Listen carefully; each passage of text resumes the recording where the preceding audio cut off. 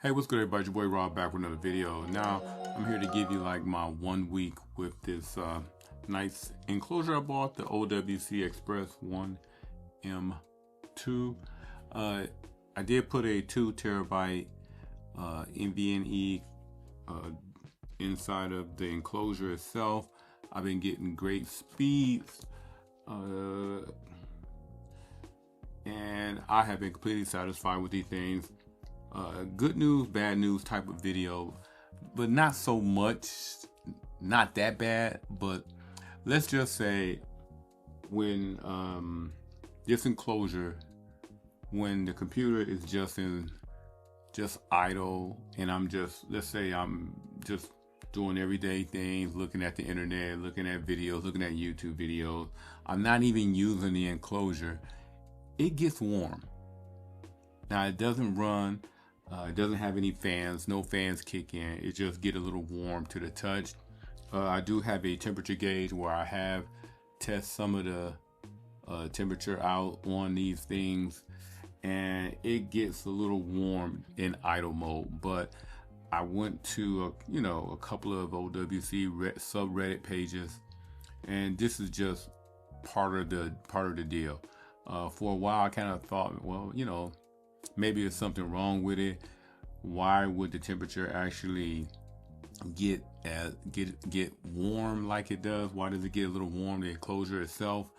But from reading and researching the information, this is just part of just how it just works. So if you find that to be something you might be worried about, don't worry about it. If you have picked up one of these will get a little warm. I've got close to 105 with this infrared scanner showing me the surface temperature, and it's no different than any other type of NVMe type enclosures. I do have some from like a SanDisk. You can't open whatever storage you buy inside is what you get. It's different than an enclosure, but it does have the same speeds, and that ones get pretty warm. Actually, in some cases it does get warmer than the OWC.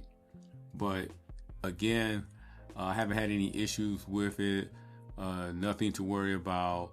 I just kind of want to give you like this 1 week update to let you know how I feel about it. Everything is good, but like I said, it does get warm. That's the only negative thing so far.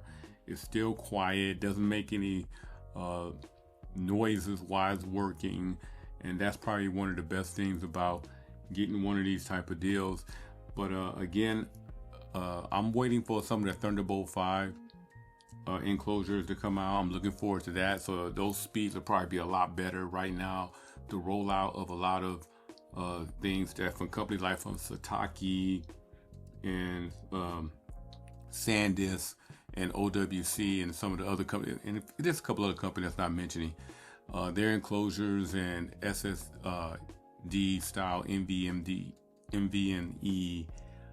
enclosures will be out pretty soon, and SSD ones, and there's so many variety of different type of external storages that's going to be coming out in the coming months. I'm surprised.